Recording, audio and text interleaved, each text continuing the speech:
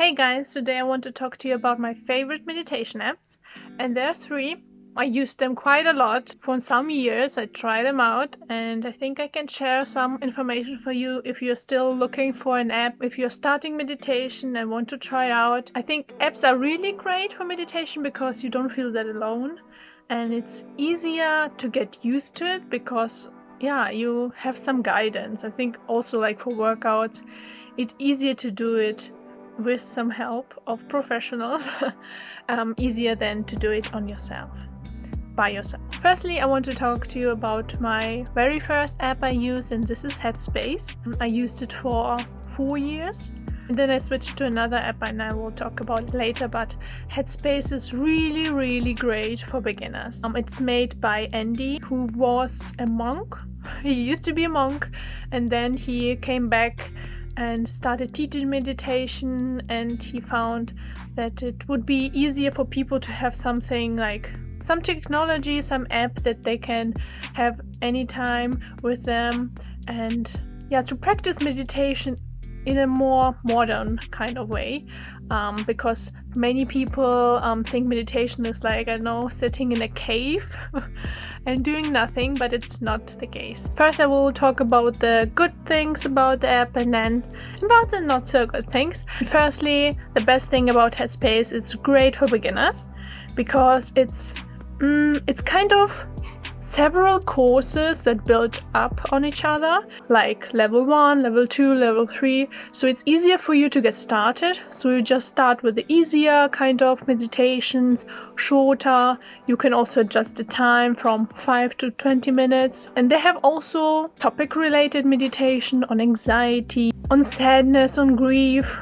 So I think it's also great that you can use some special meditation which talk about certain topics, like how to cope with anxiety, how to cope with sadness or work-related stress. It's really easy to navigate. Also, they have a lot of videos, small, short clips of really cute animation which explain meditation to you. So it's much easier to understand what to do. They also explain the techniques like noting, visualization, or like scanning your body. So if they mention it in the meditation, you know what to do because you have like a mental image of this cute video you saw. So for Headspace, it's really nice that the quality of meditation are quite the same because there are only Andy, and I think there's right now a woman who leads the meditation. So you have the choice between Andy or I think she's called Eve. So you can choose who leads your meditation, and because there are only 2 people, it's really the same kind of quality. You know what to expect, and it's really well made. Also, they have like the SOS meditation where it's like short meditations for when you're stressed, when you're overwhelmed. It's like 3 minutes. So imagine you're at work and something really bad happens and you're overwhelmed.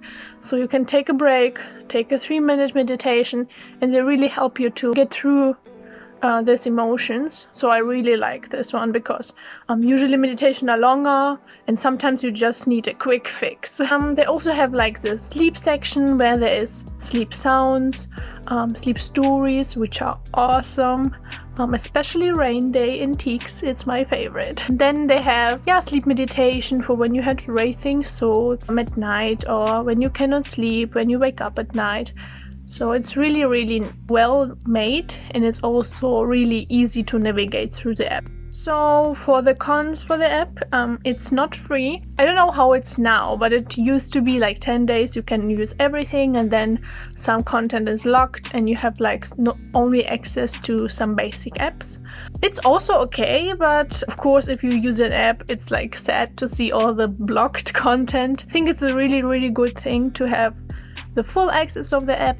It's great, but of course it costs some money. The duration of the meditations is not that flexible, so sometimes you have the choice of like 5 minutes, 10 minutes, 15, 20, but if you want to have like a 60 minutes meditation, sometimes it's not even possible. What I'm missing in this app is like the gongs in between the session.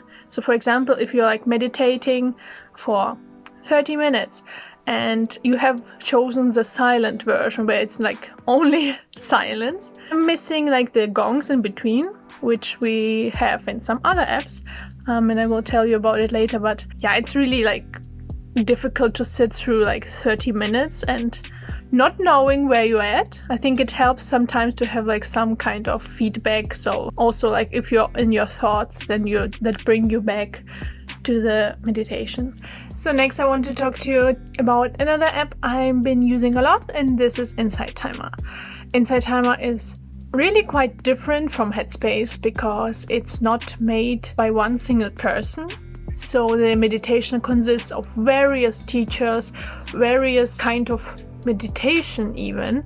You can find like literally everything. I think it's a great source for people who are a bit more advanced, because with Headspace you have like a structure. You know what you get because there are only a few teachers, mainly only Andy. You know what you will get because the structure is quite simple.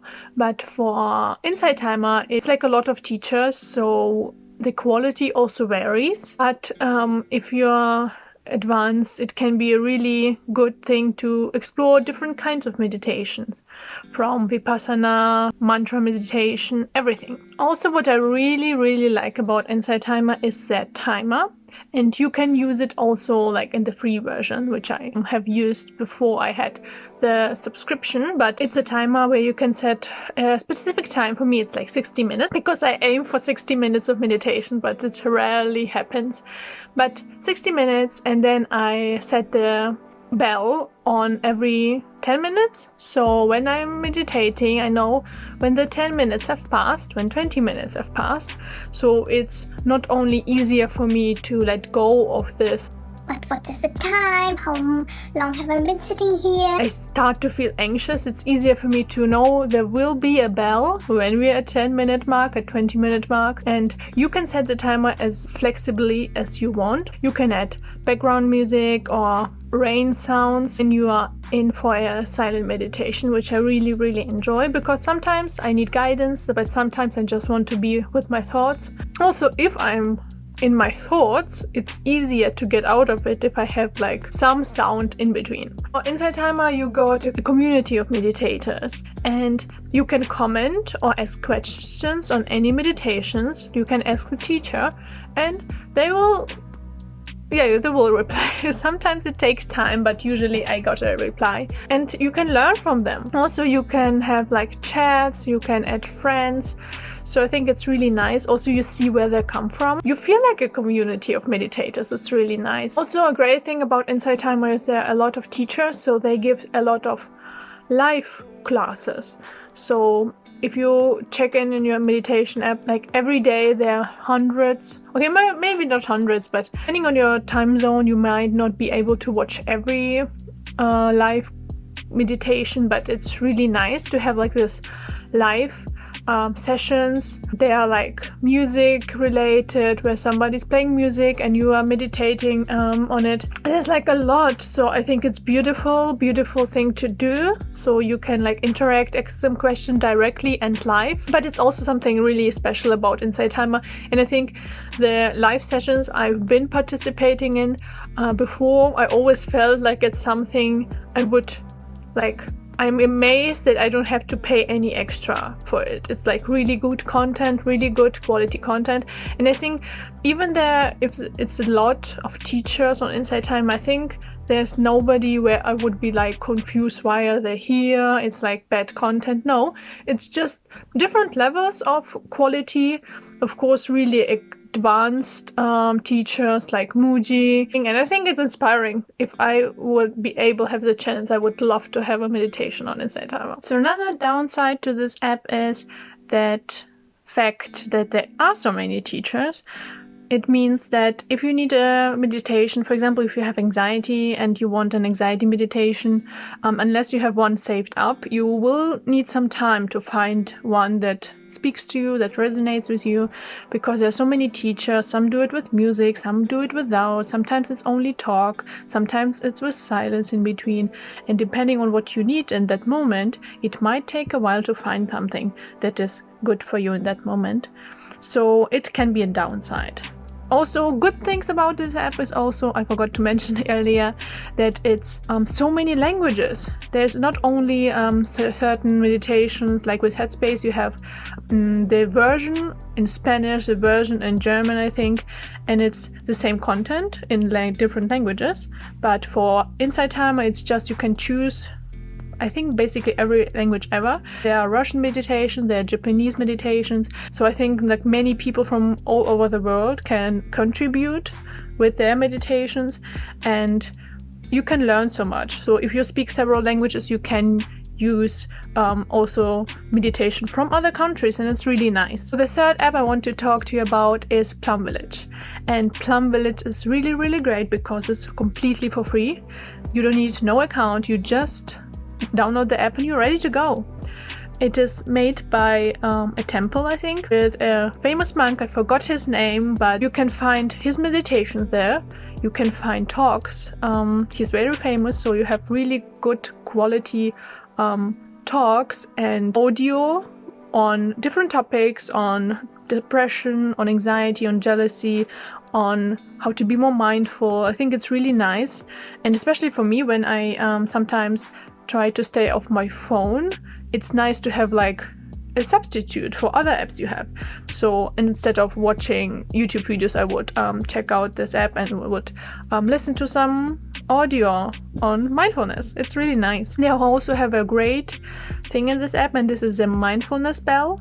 So if you enable it, it will ring a bell every 5 or every 15 minutes, every 30 minutes. You can adjust it as you want, but it will ring regardless whether you are in the app or not. So you will get reminded to be mindful. And it's really nice because meditation is not only like this 10-20 minutes you sit and meditate, but it's like a continuous practice. You need to be mindful throughout the day, so you have really some benefit from it. So I think this mindfulness bell is really nice. And I heard that in this temple which created this app, they have this mindfulness bell. Every 15 minutes it rings, and everybody stops what they're doing and take some time to take 3 conscious breaths. And I think it's a beautiful idea to have it in your phone. So every time it chimes, you know, okay, let's take a breather, like do it right now. Let's take a breather, and then you continue with the day. And I think it's really fitting for a meditation app. Yeah, that was my 3 suggestions. So if you're a beginner, Headspace and Plum Village. If you're advanced, Inside Timer and Plum Village. I really recommend all those apps. I love them so much. Used it for a couple of years. So yeah, let me know what your favorite apps are. I know there's some other on the market. I never try them because I'm quite happy with the apps I use, but yeah, let me know. Thank you for watching, and don't forget to subscribe. It would really mean a lot to me. Comment and like the video, and yeah, I will speak to you soon. Bye!